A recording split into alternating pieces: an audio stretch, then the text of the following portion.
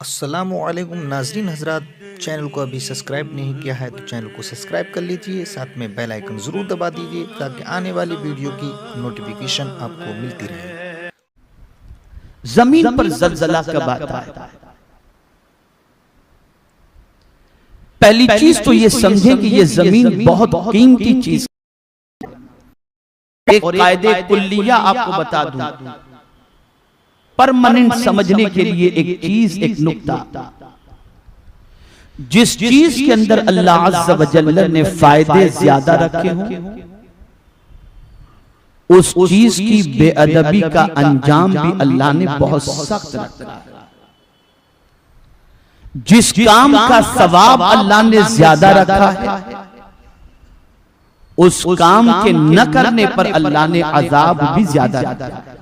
मिसाल के तौर पर नमाज को ले लीजिए कि नमाज के बेशुमार फवाइद रखे गए। यहां तक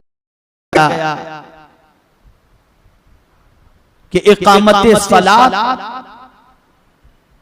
का अगर कोई पाबंद है, नमाज कायम करने वाला अगर कोई बंदे मोमिन है, तो अल्लाह अज़्ज़ व जल उसकी नमाज को इस तरीके से असर और मुअस्सिर बना देता है कि वही नमाज उसकी बेहयाई और बुरी बातों से रुकने का जरिया बन जाती है। और सबसे अहम चीज कि नमाज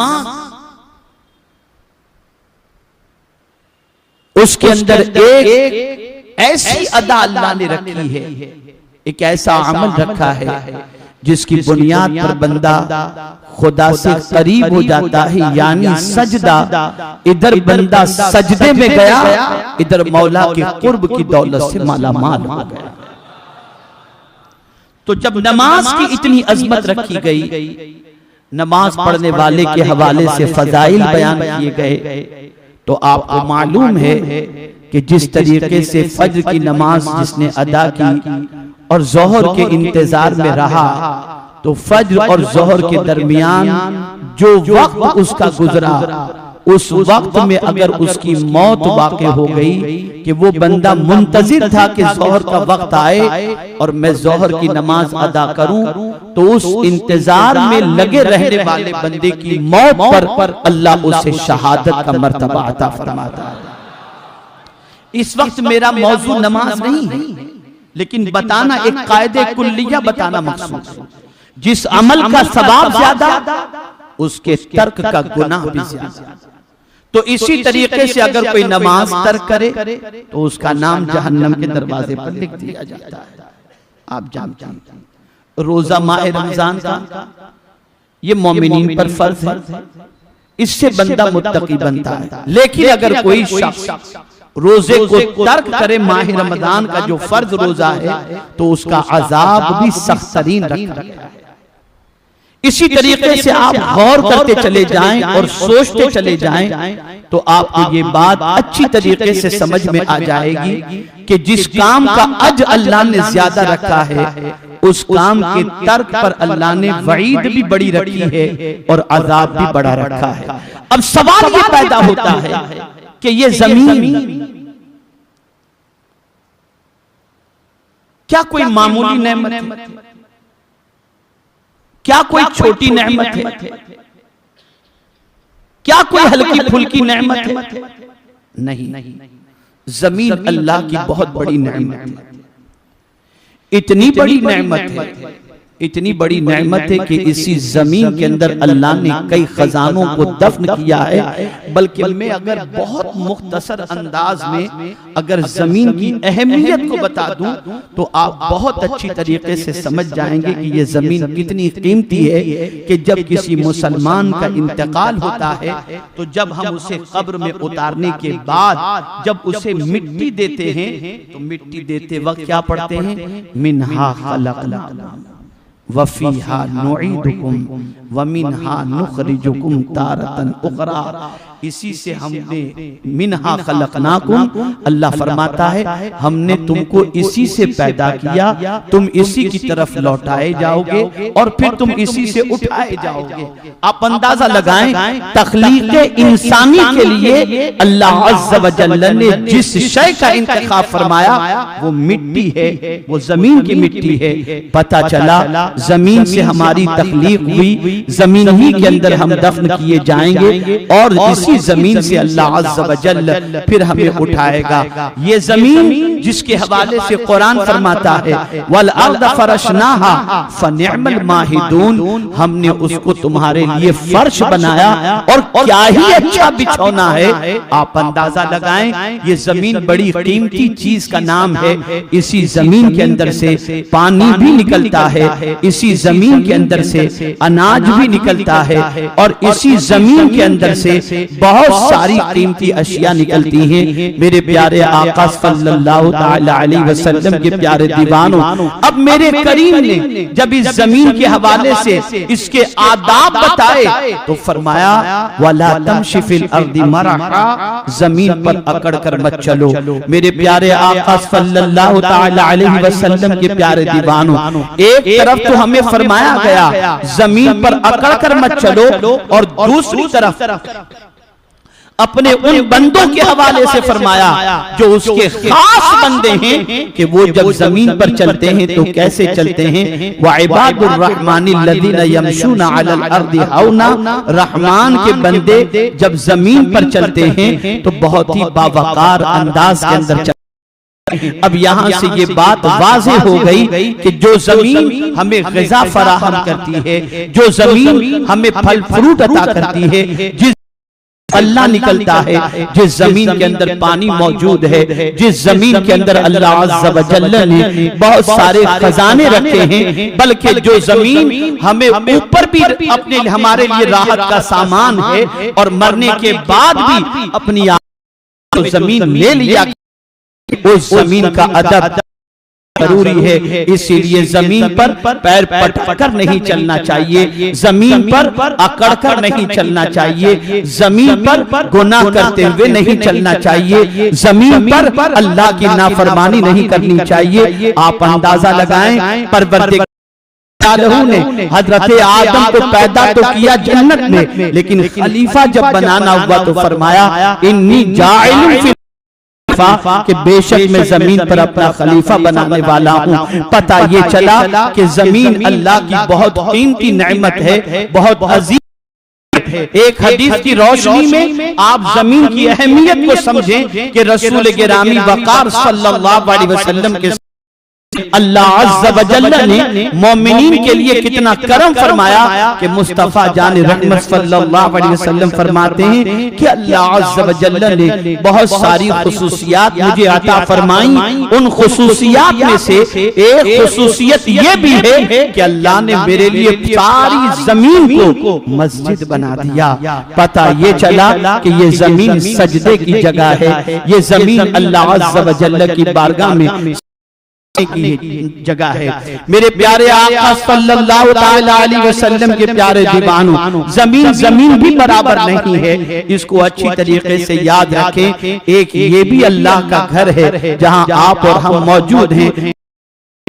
मस्जिद में इसे भी मस्जिद कहते हैं और मस्जिद हराम को भी मस्जिद कहते हैं, लेकिन मेरे प्यारे आका के प्यारे दीवानों यहाँ एक गुना सवाब मस्जिद हराम के अंदर पड़े तो 1,00,000 गुना सवाब अल्लाह अता फरमाता है। तो जमीन भी बराबर नहीं है। मस्जिद नबवी शरीफ के अंदर नमाज पढ़े 50,000 रकात का सवाब अल्लाह अता फरमाए। पता ये चला हर जमीन बराबर नहीं है। आप देखते होंगे इसी हिंदुस्तान के अंदर आप रहते हैं, इसी मुंबई शहर में आप रहते हैं, माहिम धारावी में आप चले जाएं, वहाँ की जमीन की कीमत अलग होगी। कफ्रेट पे चले जाएं, वहाँ जमीन की कीमत अलग होगी। जमीन तो बज़ाहिर इक्वल नजर आती है, जमीन बज़ाहिर पत्थरों की नजर आती है, मिट्टी की नजर आती है।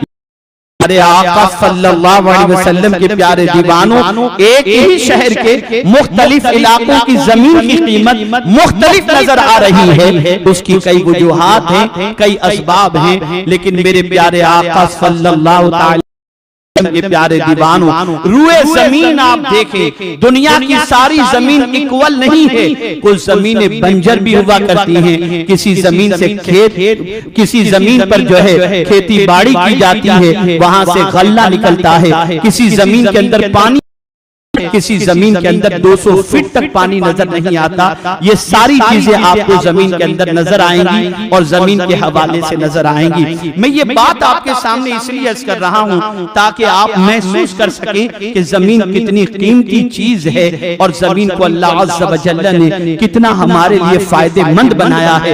इसी तरीके से आप देखें कि जमीन पर जलजला कब आता है और कयामत वाक़ई जब होगी और कयामत के वक़ूअ से पहले जो सूर फूकी जाएगी और उस वक्त जो जलजला आएगा, उसकी वजूहात भी कयामत के हवाले से तो है, लेकिन ये सिचुएशन कब बनेगी, ये कैफियत कब बनेगी, तो आज ये मैं आपको बताऊं। आला हजरत अजीमुल बरकत इमाम इश्क मोहब्बत इमाम अहमद रजा खान मुहद्दिस बरेलवी अलैहि रहमतुल्लाह व रिज़वान ने फतावा रज़विया शरीफ के अंदर फरमाया कि जलजला कब आता है, तो आला हजरत फरमाते हैं जब गुनाह कसरत से हो तब जलजला आता है। और उसके बाद आला हज़रत एक आयत करीमा कोट करते हैं, मा असाबक मिन मुसीबतिन फबिमा कसबत अयदीकुम। तुम तक कोई मुसीबत नहीं पहुंचती मगर वही जो तुम्हारे हाथों की कमाई।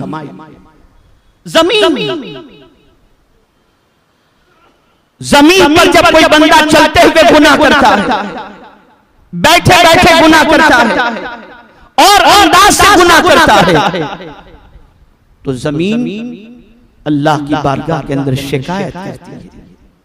जमीन बारगाह समदियत के अंदर गिरियोजारी करती है। जमीन अल्लाह अज़्ज़ व जल्ल की बारगाह के अंदर होती, यहां तक शरह सुदूर के अंदर अल्लामा जलालुद्दीन सुयूती रहमतुल्लाह तआला अलैहि ने फरमाया, जिस जमीन के ऊपर बंदा गुनाह करता है, जब उस गुनाह करने वाले बंदे का इंतकाल होता है, तो जमीन कहते हैं मेरे मौला तेरा शुक्र है कि नाफरमान बंदे को तूने उठा लिया।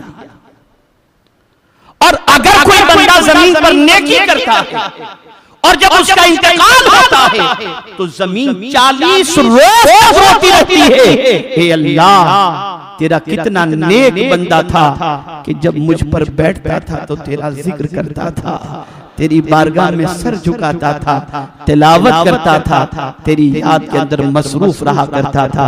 मेरे प्यारे आका सल्लल्लाहु तआला अलैहि वसल्लम के प्यारे दीवानों, आला हज़रत अज़ीमुल बरकत इमाम इश्क मोहब्बत ने फरमाया, जमीन पर जलजला उस वक्त आता है जब गुनाह बढ़ जाते हैं, गुनाह कसरत से होने लगते हैं।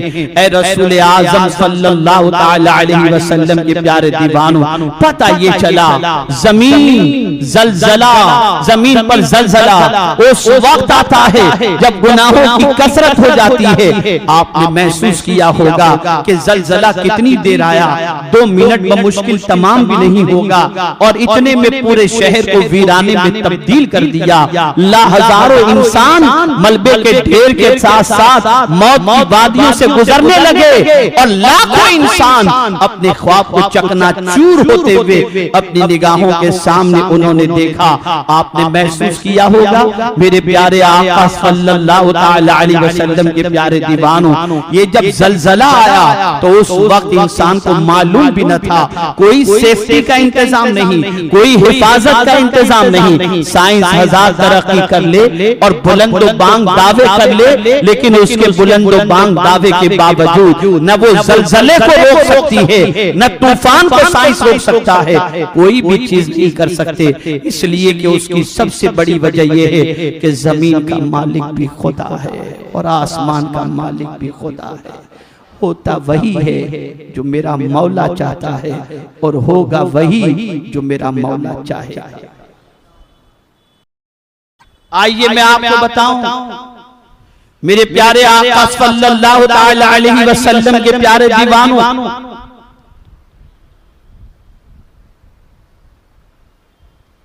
कि गुनाह की वजह से जब जलजला आता है, जमीन कांपने लगती है और थर्राने लगती है।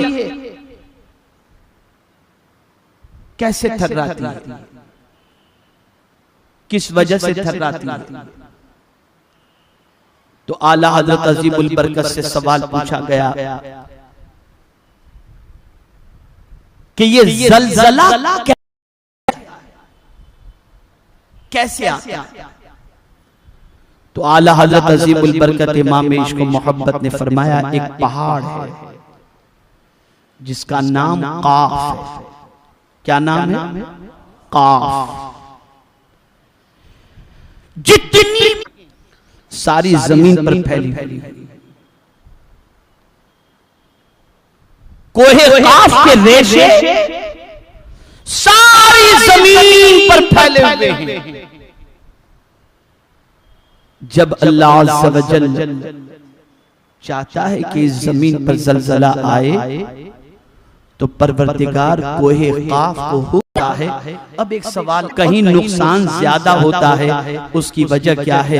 आला हजरत फरमाते हैं, अपने वजूद को देखो, उसमें मौजूद रगों को देखो, जिस्म से वाबस्ता सारी रगें 360 जोड़। लेकिन आप देखते होंगे कि एक जोड़ में दर्द शुरू हुआ तो सारे जोड़ में दर्द शुरू नहीं होता। ये सब कुछ मेरे कातिबे तकदीर माबूद बरहक के कब्जे, जब चाहे, जहां चाहे, जिस जगह चाहे, वो अपने कोहे काफ को हुक्म देता है और उसी जगह के रेशे को जब खींचा जाता है या झिंझोड़ा जाता है तो उस जमीन के ऊपर जलजला पैदा हो जाता है। लेकिन जब कयामत कायम होगी, और ये भी आप समझें, ये जमीन के ऊपर जो पहाड़ है ना, ये पहाड़ क्या है? ये पहाड़ जमीन के लिए रोकने का काम अंजाम देते हैं, जमीन को बैलेंस में रखने के लिए। जैसे एक पेपर हो, हम चाहते हैं कि पेपर न उड़े तो पेपर पर चारों कोने पर पत्थर रख देते हैं ताकि पेपर उड़ने न पाए। अल्लाह ने ये पहाड़ रख दिए हैं ताकि जमीन हरकत में ना आए। लेकिन मेरे प्यारे आका सल्लल्लाहु तआला अलैहि वसल्लम के प्यारे दीवानों, जब कयामत का जलजला वाक़े होगा तो कुरान कहता है, ला तरा फीहा इवजम वला अमता। सिचुएशन ये होगी कि जब वो जलजला जो कयामत का है तो उस वक्त सिचुएशन ऐसी होगी कि सब चटियल मैदान हो जाएगा और पूरी जमीन बिल्कुल लेवल पर आ जाएगी। न उसमें कोई पहाड़ रहेगा, न ऊंच नीच रहेगा, न कोई और मामला रहेगा, बिल्कुल एकदम प्लेन जमीन अल्लाह ताला फरमाएगा। और वो कैसे होगा? अल्लाह बदल देगा जमीन। मुफस्सिरीन फरमाते हैं कि क्या ये पोजीशन नफ़क़े औला में या नफ़क़े सानिया, दोनों कौल मिलते हैं। नफ़क़े औला पर जमहूर का इत्तफाक है और बाद मुफस्सिरीन नफ़क़े सानिया के हवाले से भी गए हैं। लेकिन मेरे प्यारे आका सल्लल्लाहु अलैहि वसल्लम के प्यारे दीवानों, बद अकीदों के अकीदे की थोड़ी सी तशरीह करता हुआ चलूं और उनके अकीदे की दुरुस्तगी के हवाले से उन्हें बता दूं कि ये जो कुरान मुकद्दस में अल्लाह अज़्ज़ा व जल्ल ने इरशाद फरमाया और खूब ही इरशाद फरमाया, वो अखरजतिल अर्दु अस्क़ालहा, और बाहर फेंक देगी जमीन अपने बोझ यानी दफीनों को। मुफस्सिरीन इस बात पर भी गए हैं कि मुर्दे जो है वो सब बाहर आ जाएंगे। अब यहाँ सवाल ये पैदा होता है कि जब आप ये कहते हो मर गया मरदूद न फातिहा न दरूद, आप ये कहते हो मर करके सब मिट्टी में मिल गए, तो जब मुर्दे निकलेंगे तो क्या मिट्टी निकलेगी? मेरा ये सवाल है। जब दफीने बाहर आएंगे, मुर्दे बाहर आएंगे, तो जब मर गया मरदूद न फातिहा न दरूद और तुम कहते हो मरकर सब मिट्टी में मिल गए, तो सवाल यह पैदा होता है कि मुर्दे निकलेंगे कैसे जब मिट्टी होगी? तो पता ये चला मेरा रब कादिर मुतलक है। वो कादिर मुतलक है। और यहाँ से ये बात वाज़ेह हो गई, अगर माअज़ल्लाह हर मरने वाला ऐसा ही है तो फिर मेरे मुस्तफ़ा के इस फरमान का क्या, इस फरमान के बारे में क्या ख्याल है कि हुजूर फरमाते हैं सबसे पहले मैं अपनी कब्र से निकलूंगा और फिर सिद्दीक़ अकबर को और उमर फारूक को उठाऊंगा। पता चला रसूल आज़म सल्लल्लाहु अलैहि वसल्लम और उनके दोनों असहाब बल्कि जन्नतुल बकी बल्कि सारे मोमिनीन के कब्रिस्तान के अंदर जितने भी लोग आराम कर रहे हैं सब मुस्तफा जाने रहमत के सदके में क़यामत जब वाक़ई होगी अल्लाह अज़्ज़ा व जल्ल सबको अपनी कब्रों से उठाएगा, निकलेंगे। और मैं इस बात पर हैरान, वक़ालल इंसानु मा लहा, जब सोना चांदी खजाने जमीन के अंदर से जमीन निकाल देगी सब बाहर, तो लोग देखकर कहेंगे ये क्या हो गया,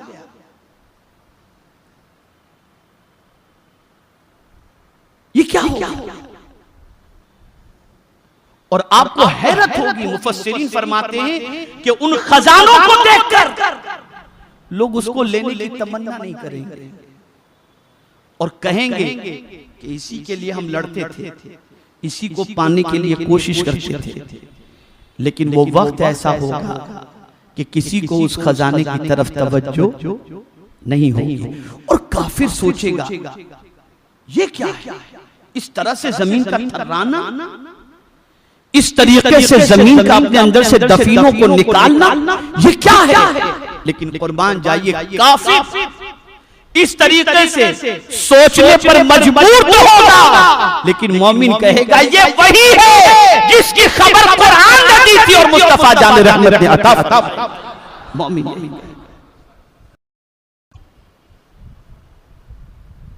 अब यहां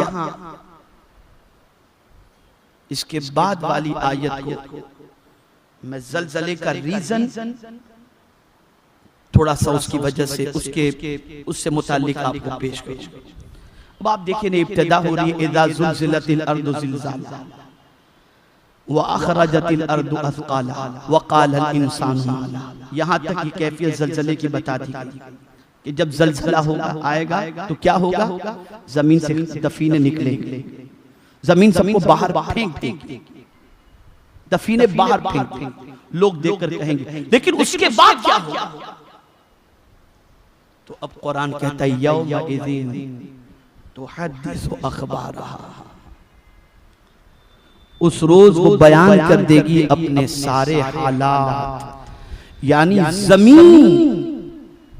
हजरत अबू हुरैरा रज़ी अल्लाह तआला अन्हु हुजूर सल्लल्लाहु अलैहि हुजूर इस आयत से क्या मुराद है, आक़ाए करीम सल्लल्लाहु अलैहि वसल्लम ने इरशाद फरमाया कि जमीन की पुष्ट पर जो बंदा करता था, नेकी करता था तो जमीन उसकी गवाही देगी और बुराई तो जमीन उसकी गवाही देगी। अब यहाँ एक सवाल पूछना चाहता हूँ, एक बंदा कैसा भी गुनाह करना चाहे, वो अगर गुनाह करना चाहेगा तो आप महसूस कर सकते हैं कि जमीन के ऊपर वो गुनाह करना चाहेगा, जमीन से छुपकर, जमीन से हटकर कहीं वो गुनाह करना चाहे उसके लिए निहायत ही मुश्किल है। लेकिन मेरे प्यारे आका सल्लल्लाहु अलैहि वसल्लम के प्यारे दीवानों, एक बंदा घर की चार दीवारी में गुनाह करना चाहता है, दाएं बाएं देखता है कि कोई देख तो नहीं रहा, लेकिन उसे खबर नहीं होती कि जिस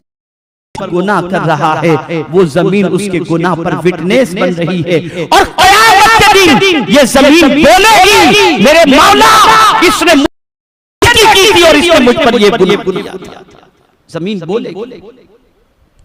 यहाँ सवाल कायम होता है कि ज़बाने हाल से बोलेगी या ज़बाने क़ाल से।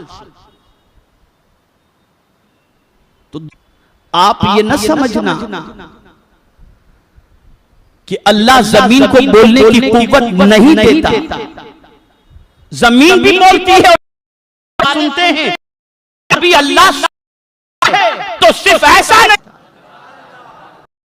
तो कंकरियां जो अबू जहल की मुट्ठी में थी, हुजूर ने जब कंकरियों से कहा कि बता दो मैं कौन हूं, तो आखिर वो जमीन की जिन्स से ही तो थी। और जब शहादत पढ़ा तो काफिर ने जमीन की मिट्टी की सुना या नहीं सुना? तो ये मेरे करीम की शान है, जिसे चाहे कुव्वत गोयाई अता फरमा दे।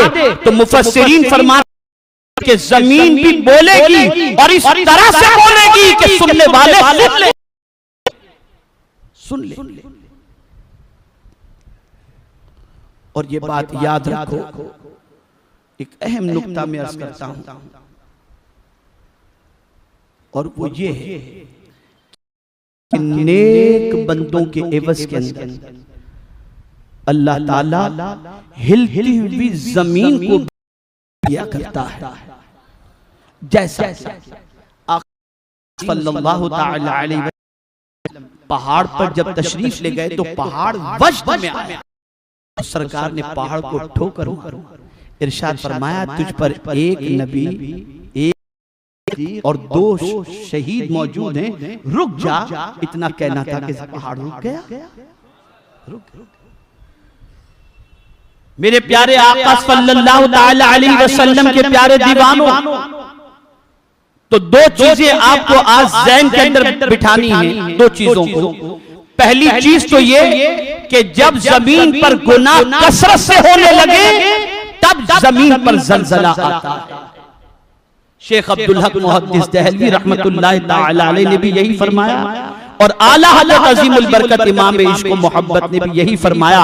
और इसी वजह से 3 हालतें एक इंसान की होती हैं, क़याम, क़ुऊद और जो है वो करवट से लेटना। या खड़ा होता है, या बंदा बैठा होता है, या लेटा होता है। यही 3 हालतें बंदे की होती हैं। इसीलिए कुरान में जब अल्लाह अज़्ज़ व जल्ल के खास बंदों का तज़किरा फरमाया तो क्या कहा? अल्लज़ीना यज़कुरून अल्लाह क़ियामा व क़ुऊदा व अला जुनूबिहिम।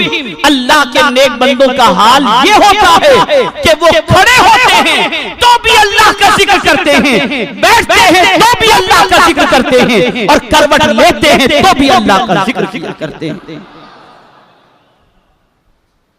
ये अल्लाह के नेक बंदों की सिचुएशन हुआ करती है। मेरे प्यारे आका सल्लल्लाहु ताला अलैहि वसल्लम के प्यारे दीवानों, तो होता क्या है? उन नेक बंदों के अल्लाह के जिक्र के एवज के अंदर अल्लाह उस जमीन को उनकी मिल्कियत कर दिया। जैसा कि हिंदुस्तान के शहंशाह ख्वाजा मुइनुद्दीन चिश्ती रहमतुल्लाह ताला जमीन ही से तो निकाला जा रहा था। यही तो कहा गया था कि यहाँ हमारे ऊंट के बैठने की जगह है, आप तशरीफ ले जाएं। यही तो कहा गया था, हटाया ही तो जा रहा था जमीन, बाबा कहीं और चले जाओ।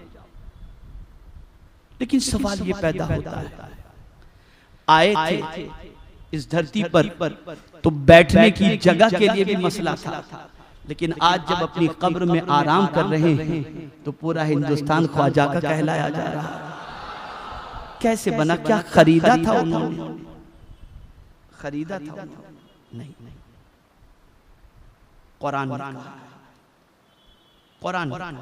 अन्नल अर्द यरिसुहा इबादियस सालिहून, बेशक जमीन का हम उसको वारिस बनाते हैं जो नेक हैं, जो नेकी करते हैं अल्लाह उनको जमीन का वारिस बना दिया करता है।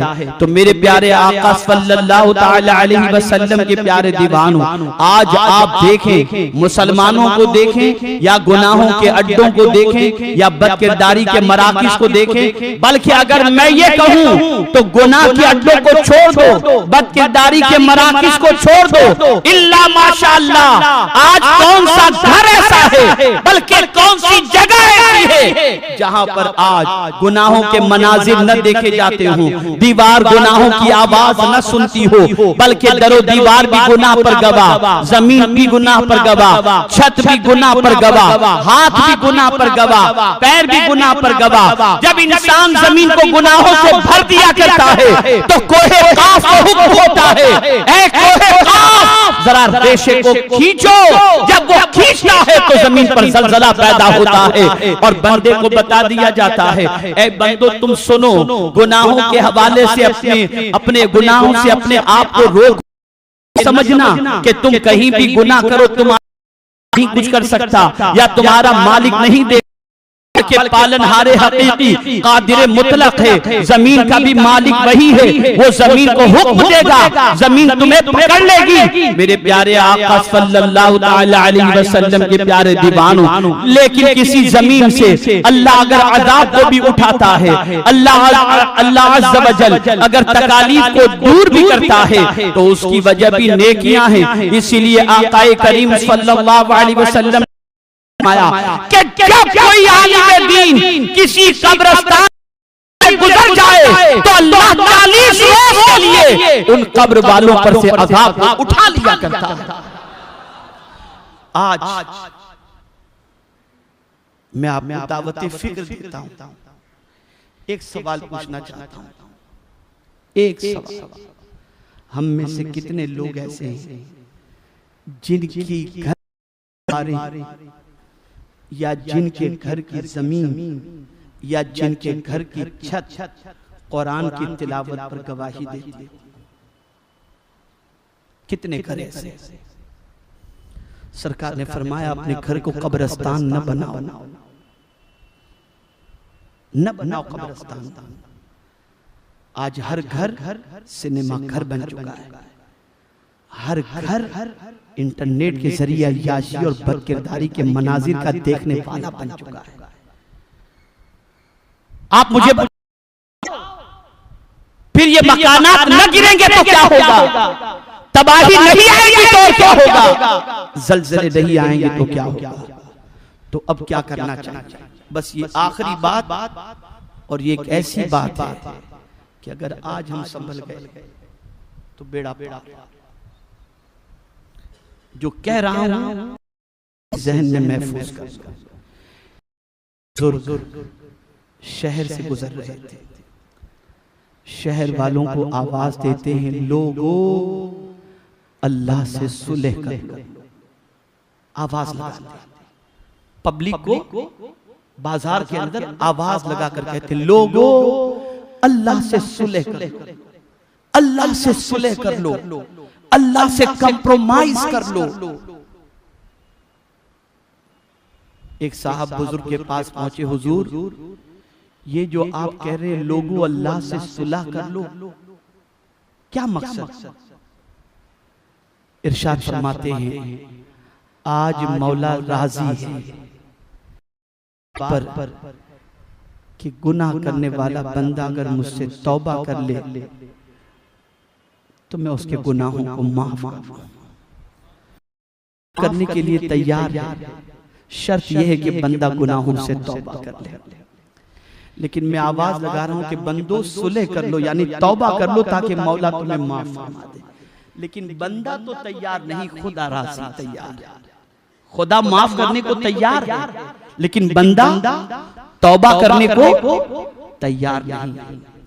कुछ दिनों के बाद वही बुजुर्ग कब्रिस्तान में आवाज लगा रहे थे मुर्दों से, एक कब्र वालों अल्लाह से सुलह करो, अल्लाह से सुलह करो। वही साहब वहां पहुंच गए, कहा हुजूर आप कल तो बाजार में आवाज लगा रहे थे कि लोगों अल्लाह से सुलह कर लो, और आज कब्रिस्तान में आवाज लगा रहे हो कब्रिस्तान के मुर्दे क्या सुलह करेंगे, और क्या मतलब इससे कब्रिस्तान? इरशाद फरमाते हैं कि बाजार में आवाज लगा रहा था कि लोगों अल्लाह से सुलह कर लो, तो मौला तो तैयार था सुलह करने के लिए, बंदे तैयार न थे। और आज कब्रिस्तान के मुर्दों को आवाज लगा रहा हूं, तो मुर्दे तो सुलह करने के लिए तैयार हैं, आज खुदा तैयार नहीं। इसलिए कि तौबा की कबूलियत और तौबा का दरवाजा कब तक खुला रहता है? कब तक खुला रहता है? मौत के आखिरी वक्त तक। के बाद सब दरवाजे बंद हो जाते हैं। लोगों मैं भी तुमसे कहता हूं,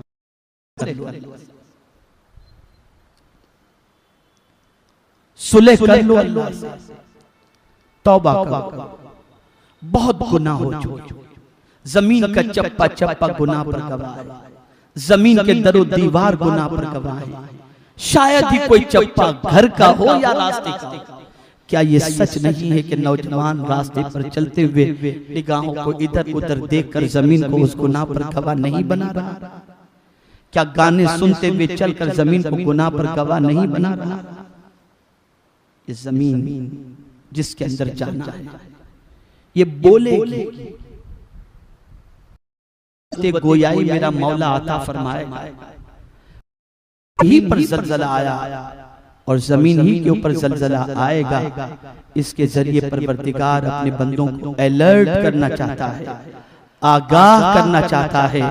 मेरे बंदो, जिस जमीन पर तुम जिंदगी के महल बनाते हो, मैं तुम्हारे महलों को पल के झपकते मलबों के ढेर में तब्दील कर दूंगा। जिन जमीनों पर तुम गुनाह करते हो, उसी जमीन के अंदर तुम्हें धंसा दूंगा और तुम्हें मोहलत तक नहीं मिलेगी और तुम अपने आप को बचा तक नहीं सकोगे। इससे पहले कि ये सब चीजें हो, अल्लाह की बारगाह में तौबा करो, रुजू करो, माफी मांगो और जमीन पर गवाह बनाओ। चलो तो अल्लाह का जिक्र करते हुए चलो, बैठो तो अल्लाह का जिक्र करते हुए बैठो, सो तो अल्लाह का जिक्र करते हुए सो, देखो तो अल्लाह की किताब को देखो। जब ये सारे काम हम करेंगे तो अल्लाह अज़्ज़ व जल जमीन को हमारे लिए बाइस नहीं बल्कि बाइस राहत बना दे। रसूल आज़म सल्लल्लाहु अलैहि वसल्लम के दीवानों, तो जलजला गुनाहों की वजह से आता है। और जलजला कैसे आता है? कोहे क़ाफ के जो रेशे सारी जमीन पर जो फैले हुए हैं, उनमें से जिस रेशे को कोहे क़ाफ जुंबिश देता है, वहीं पर जलजला आता है और एक झटके के अंदर शहर मलबे के ढेर में तब्दील हो जाता है। फिर आपके ज़मीर को जगाते हुए मैं कहूँ, इतना बड़ा ज़लज़ला ने, कितनों ने उस ज़लज़ले के मनाजिर को देखकर तौबा की। मुझे बताओ, देखा लोगों ने,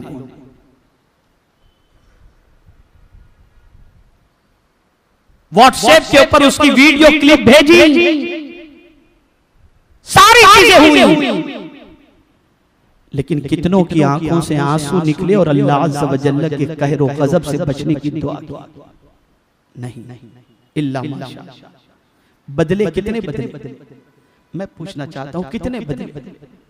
उस ज़लज़ले के मनाजिर को देखने के बाद कितनों ने तौबा की, कितनों ने गुनाहों को छोड़ा। अगर किसी का दिल इतना सख्त हो चुका हो कि इतने भयानक ज़लज़ले के मनाजिर को देखने और सुनने के बाद भी अगर गुनाहों से तौबा का ख्याल आता हो, तो डरना चाहिए कि अल्लाह रहम करम फरमाए, अल्लाह अपने कहर गज़ब से बचाए कि फिर ऐसा ज़लज़ला कहीं भी आ सकता है और किसी को भी अपनी लपेट में ले सकता है। तो कुरान में ये बोलेगी, बोलेगी, हर एक पर गवाह।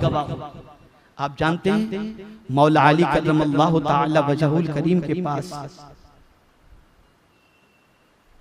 बैतुल माल के अंदर लोगों ने रकम जमा करवाई, माल का ढेर मौजूद था। मौला अली करमल्लाहु ताला वजहुल करीम ने उस माल को तकसीम फरमा दिया और जब सारा माल तकसीम हो गया तो फिर आपने 2 रकात शुक्राने की अदा की और अदा करने के बाद जमीन से मुखातब होकर कहते हैं, ऐ जमीन तू गवाह रहना, अमानत से तू भरी हुई थी, मैंने जिसकी अमानत थी उन तक लौटा दी। कल बरोज़े क़यामत ऐ ज़मीन तू मेरे हक में गवाही दे देना।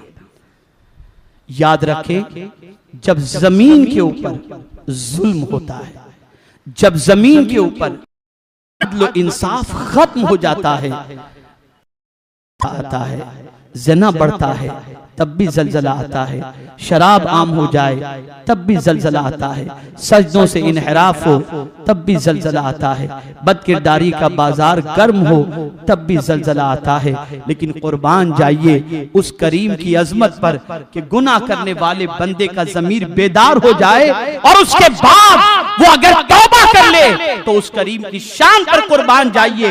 मेरा करीम फरमाता है इन कि बेशक अल्लाह नेकियों के जरिए गुनाहों को माफ फरमा दिया करता है। बल्कि जिस तरीके से इंसान कोई चीज लिख करके मिटा देता है, इसी तरीके से अल्लाह अज़्ज़ व जल उसने गुनाह किया था जब वो तौबा कर ले तो जमीन से भी उस गुनाह को मिटा दिया करता है, मिटा दिया करता है। तो सच्ची तौबा करो, अल्लाह की बारगाह में रुजू करो, जैसा कि कुरान मुक़द्दस में रब ने फरमाया व अनीबू इला रब्बिकुम व अस्लिमू लहु मिन क़ब्ल यकुमुल अज़ाब सुम्मा ला तुनसरून। अल्लाह की तरफ लौटो, अल्लाह की तरफ लौटो, सर तस्लीम उसके सामने खम कर दो, झुका दो, उसकी इताअत के सामने अपना सर झुका दो। इससे पहले अंदाज देखिए, मिन क़ब्ल अन यातियकुमुल अज़ाब सुम्मा ला तुनसरून, इससे पहले कि तुम पर अजाब आए और तुम्हारी कोई मदद करने वाला ना हो, कोई मदद करने वाला। थी किसी में हिम्मत के जलजले के झटकों को रोक सके? नहीं, किसी में हिम्मत वो अजाब देना चाहे कोई नहीं रोक सकता, कोई मदद नहीं कर सकता। मेरे प्यारे आका सल्लल्लाहु अलैहि वसल्लम के प्यारे दीवानों, ये हमें अलर्ट करने के लिए है, हमें मुतनब्बे करने के लिए है, हमें आगाह करने के लिए है कि जमीन हमारी दी हुई, इसी से अनाज भी हम देते हैं, इसी से पानी भी देते हैं, इसी से फल फ्रूट भी देते हैं, इसी के दाने मौजूद हैं, तुम इसी पर बैठते हो, इसी पर लेटते हो, इसी पर सोते हो, इसी पर चलते हो, सब कुछ तुम इसी पर करते हो। तो बस एक रखना, जो भी करो नेकी करो, बुराई न करना, वरना हम हरकत दे देंगे, कोहे काफ को हुक्म दे देंगे और फिर जलजला आएगा और उसके बाद दुनिया की कोई ताकत तुम्हें नहीं बचा सकेगी। अल्लाह रब्बुल इज्जत जल्ल जलालहू आकाए करीम रऊफुर रहीम अलैहि तहियतु व तस्लीम के सदक़ो तौफील हम सबको सच्ची तौबा की तौफीक नसीब फरमाए।